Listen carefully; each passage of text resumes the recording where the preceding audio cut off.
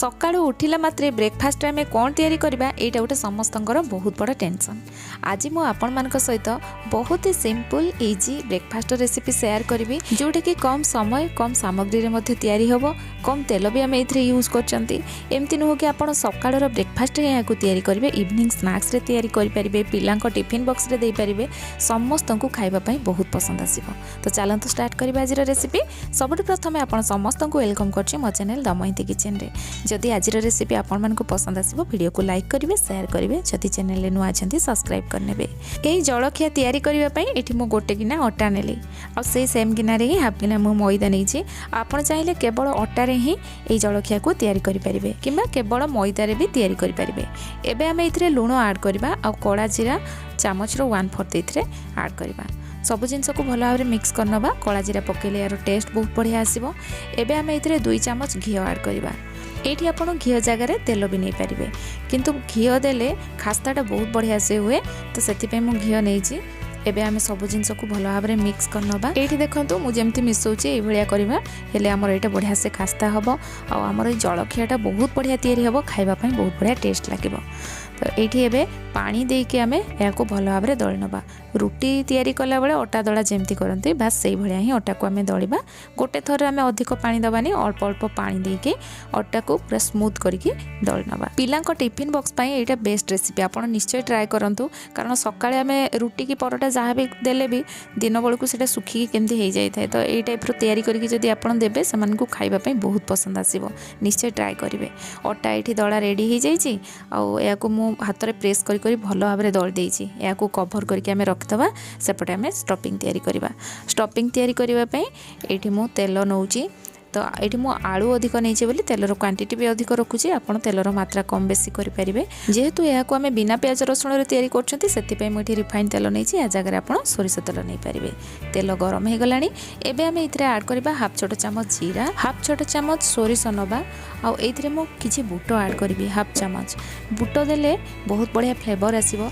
बिना प्याज रसुण तैयारी करछंती ए स्टेपटा आप निश्चय फॉलो करेंगे। बुट आम बिरी पकेबा हेले कौन यार फ्लेवर बहुत बढ़िया आसीबो, खाइबा पई मध्य बहुत बढ़िया टेस्ट लागिबो। टिके समय तेल रे इटा भाजी ही सारला परे आम एथिरे बादाम ऐड करबा। बादाम रो क्वांटिटी आप कम बेसी करि परिबे आ याको आम बेसी भाजीबानी।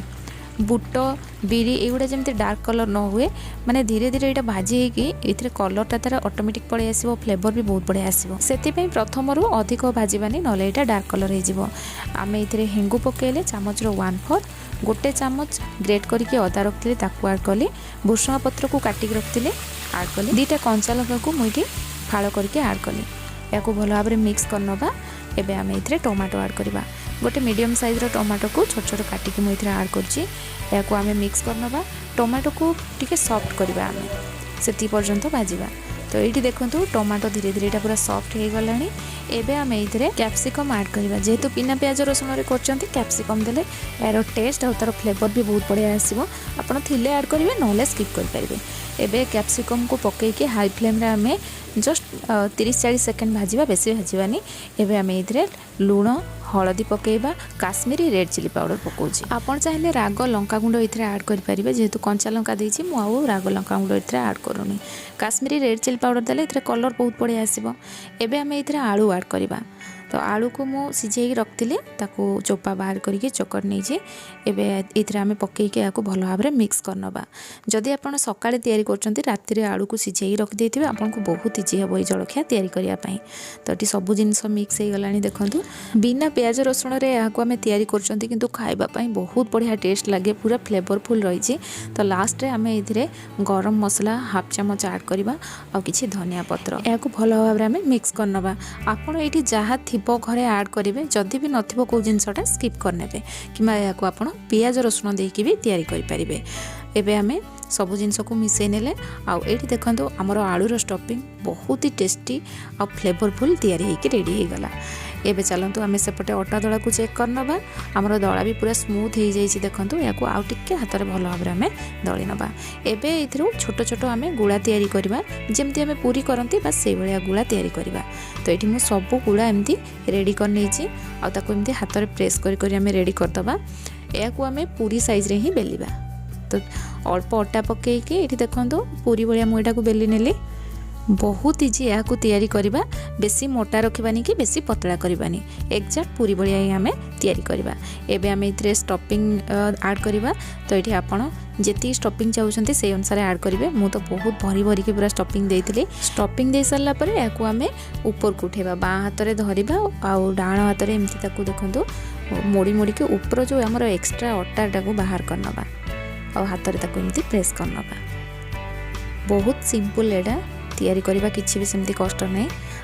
बाँ हाथ में एमती पछपटा सेपट को देकी ऊपर पटू ताकू प्रेस करी पूरा साइज करनबा और बहुत इजीली आमर यहाँ रेडी हो गला। तो एमती मु सब गुड़ा को तैयारी करनेली। एबे चलतु या आम फ्राए करनबा।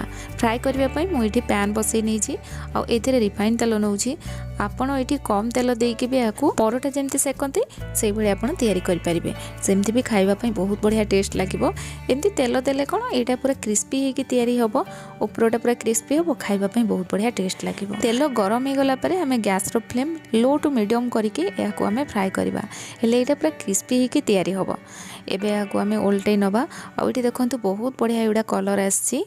आ साइड गुड़ा जो गुड़ा जब आपंकर हो मोटा रखिदेवे ताले साइड गुड़ा हेनी। ये आम प्रेस करके टी पतला कर देइचंती।